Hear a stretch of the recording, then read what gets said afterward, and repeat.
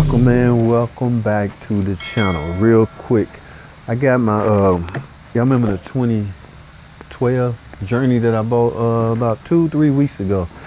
Well, of course you can't buy anything at a low price without some problems, and I was very aware of that. Okay, now it had I bought it with known problems. I know the problems were there, so it ain't like buddy tricked me or anything. Plus I got a real good deal on it, but it has a tick. It's a ticker. It's a 3.6, and it has transmission problems. So that's two problems I knew was wrong with it that I have to take care of. Again, the price of the vehicle was very low, so I can deal with that. I can live with that, okay?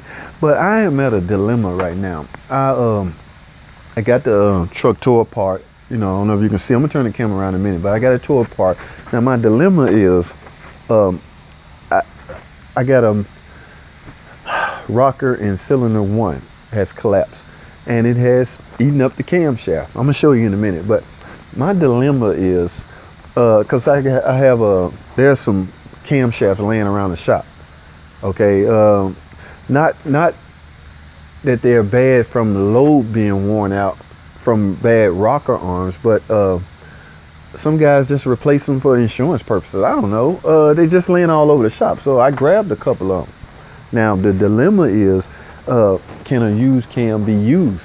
Okay, you got to understand what a camshaft do, and what's the sole purpose of a camshaft. Okay, to me, and this is my opinion, if the lobes are good on the camshaft, because that's probably 90% of the camshaft job is to rotate and push down on that valve spring to open and close the valve. So if those camshaft lobes are good, hey, I mean, hey, but that's the dilemma I'm at. Or pay $300 for a new camshaft. I'm not really feeling that part of the dilemma.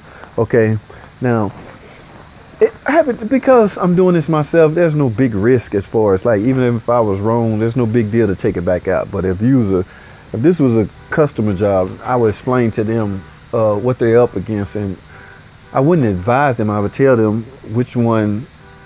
I would ask them which one they want me to do: replace the cam or give me a used one.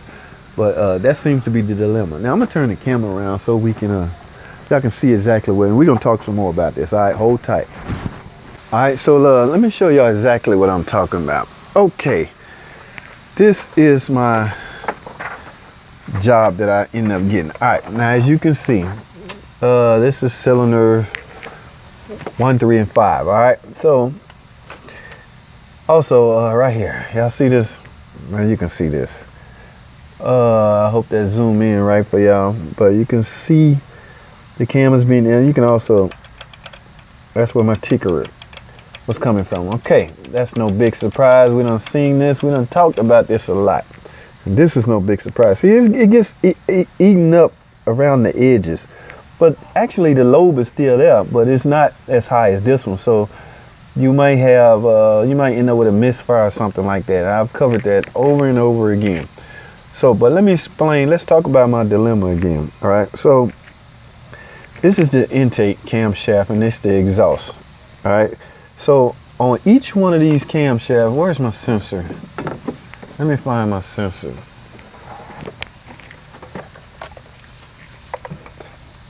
Okay, on each one of these camshafts, there's a pressed on magnetic timing wheel. Okay, as you can see right here, these are pressed on. So you need a timing wheel, you need a camshaft. Okay, these are magnetically coated. All right, so there's some secret codes going on inside of these. All right, so now, can your camshaft be good from a lobe standpoint, and this magnetic timing wheel be compromised? I don't know. That's the big question. But here's the used camshaft I'm contemplating using. See, now you can't look at this magnetic tone wheel and tell if it has been compromised or not. You simply wipe it up, clean it up, and reuse it. But I can visually see there's no wear on the camshaft lobes. Okay, so they will open and close the valves the way they're supposed to. But again, my dilemma is really based off this magnetic this timing wheel, okay? Because as you should know by now, I talk about this a lot, the camshaft sets, where's my camshaft sensor? The sensor. Okay, so as you know, the sensor sets right here. Okay, so as you know, this is the cam sensor. It sits right here in between and reads both of those magnetic those magnetic timing wheels, okay? So that's what the cam sensor job is, to detect if something wrong with the camshaft, okay, as far as turning and the timing and all that. So hypothetically, if something was wrong with this magnetic tone wheel, again, you can't get them separately, so if you need one, you're gonna get a camshaft. But my dilemma is, should I use this used camshaft? And I'm leaning toward yes. Only because the price tag of a new one, okay?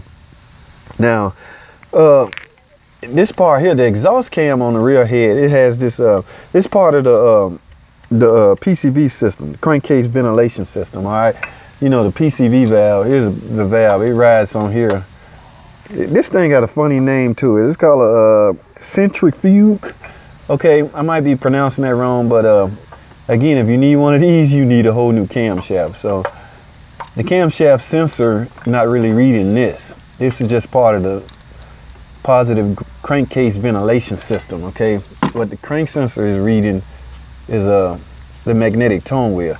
So I don't know, guys. I'm gonna go with it, and at least I know one thing: my ticker will be going, because the loads will be pressing down on the new rocker arms that I'm going to install, and everything should be fine from that standpoint.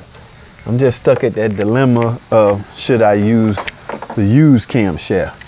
I have made up my mind. I'm going to, and I'm just going to simply show y'all or tell y'all the outcome. Okay, now the outcome would probably be in the form of running bad, maybe. Again, not from a standpoint of not opening and closing the valve, because you can visually see the lobes on here are not worn on any of them, okay? But on here it is. So you might have some drivability issue. I would know if I set a camshaft code, okay, for the rear. All right, you might get codes P0340, or that one's really going to detect the exhaust camshaft. I can't think of the name of the code for the intake. But at any rate, y'all know what it takes to replace the camshaft. The timing will have to come apart. So if you're not familiar with the timing system, I highly suggest that you not tamper with that. That is a huge job that can get complicated. Only reason I'm very good at it is because I have done quite a few. All right, so I'm gonna wrap this video up, man. Let me get this. I'm gonna go ahead and put rocker arms in all of them. Okay, so this is my personal car. I don't want to ever have to go back here again. Okay, see what I'm saying? So to counter that, or to solve that problem, just do them all. I've already done all of them on this side. I'm just doing the rear right now. All 24, 4, 8, 12, 4, 8, 12. Yes, 24 rocker arms will be installed on my car, and I can only suspect this is the only cam that had the problem. Okay, that's all I have, man. Thanks for watching. Comment and subscribe, and I will see y'all on the next video.